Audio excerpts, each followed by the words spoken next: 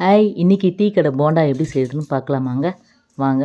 10 நிமிஷம்தான். நல்ல புசு புசுன்னு இருக்கும், டேஸ்ட்டும் செமையாக இருக்கும்.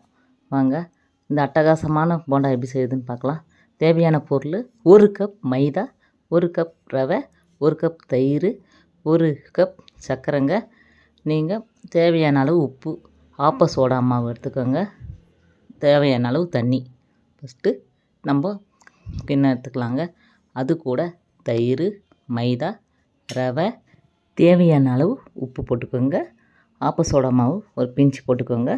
2 ஸ்பூன் நெய் போட்டு நல்லா கலக்குங்க. கட்டி இருக்கக்கூடாது. நல்லா மிக்ஸ் பண்ணிக்கோங்க. பண்ணிவிட்டு நம்ம அரைச்சி வச்சுருந்தா பவுடர் சர்க்கரையை போட்டுக்கலாங்க. போட்டு அதையும் நல்லா மிக்ஸ் பண்ணிக்கோங்க. மிக்ஸ் பண்ணி நமக்கு தேவையான அளவு தண்ணி ஊற்றிக்கோங்க. அது தோசை மாவு பதமும் இருக்கக்கூடாது, இட்லி மாவு பதமும் இருக்கக்கூடாது, மீடியமான பதத்தில் இருக்கணுங்க. ரொம்ப தண்ணி ஆயிடுச்சுன்னா போண்டா வராது. அதனால் பார்த்து தேவையான அளவுக்கு நீங்கள் ஊற்றுங்க. ஊற்றி ஒரு 5 நிமிஷம் அதை மூடி வச்சுருங்க. அது கூட நம்ம போய் கடாயை வச்சு எண்ணெய் ஊற்றலாங்க. எண்ணெய் ஊற்றிக்கோங்க. ரொம்ப தீ பெருசாக விட்டுறாதீங்க. எண்ணெய் ரொம்ப காயவும் கூடாது. மிதமான தீ இருந்தால் போதும். நம்ம அதுக்குள்ளே கொஞ்சம் தண்ணி தொட்டுக்கோங்க.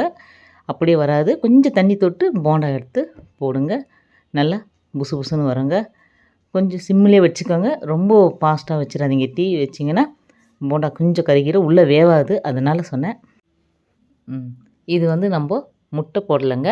அதனால் நம்ம வச்சு கூட சாப்பிட்லாம். இது அதனால் சூப்பராக இருக்கும். நீங்கள் செஞ்சு பாருங்கள். பண்ணுங்கள். பிடிச்சிருந்தா கமெண்ட் பண்ணுங்கள்.